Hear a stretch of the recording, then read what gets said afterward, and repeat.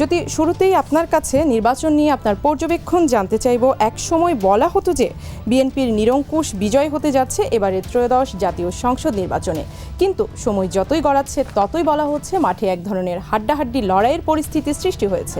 আপনি কি ধরনের পরিস্থিতি দেখছেন?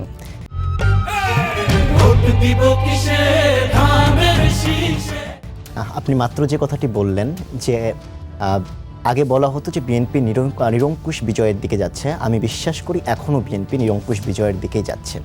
আপনি যদি এইবারের ভোট কিন্তু গত যতগুলো ভোট হয়েছে তার থেকে আলাদা, কারণ গত 17 বছর ধরে বাংলাদেশের জনগণ কোনো ভোট দেখেনি।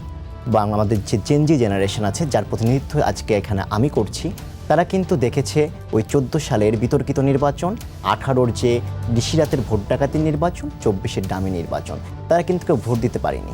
এবার তারা ভোট দিবে এবং বিএনপিকে জয়যুক্ত করবে। কেন বললাম বিএনপিকে জয়যুক্ত করবে?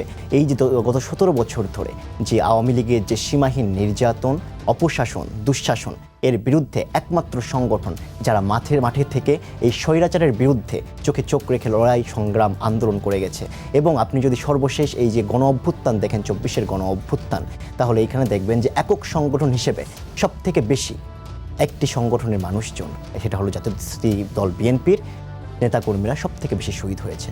আমরা যদি একমাত্র সংগঠন বাংলাদেশের যারা ওই 71-কে ধারণ করে, যারা এই 24-কেও ধারণ করে, বাংলাদেশের একমাত্র সংগঠন বিএনপিকে জনগণ বেছে নিবে আমি বলে বিশ্বাস করি। শুধুমাত্র তারা লড়াই সংগ্রামে ছিল বলেই জনগণ তাদেরকে বেছে নেবে বলে মনে করছেন?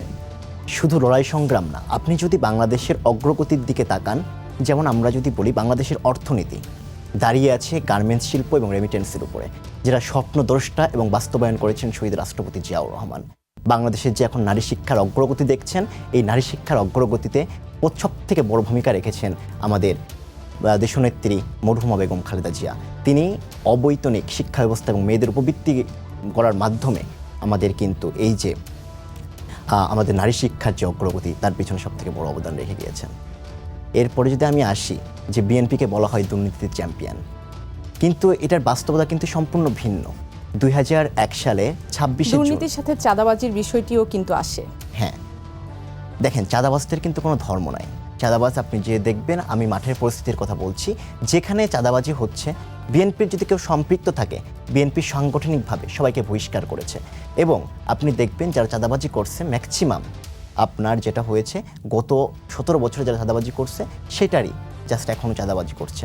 তারা কোনো দলের না, তারা বিএনপির না, তারা কোনো দলের না। আপনি বলছেন যে তারা বিএনপির না?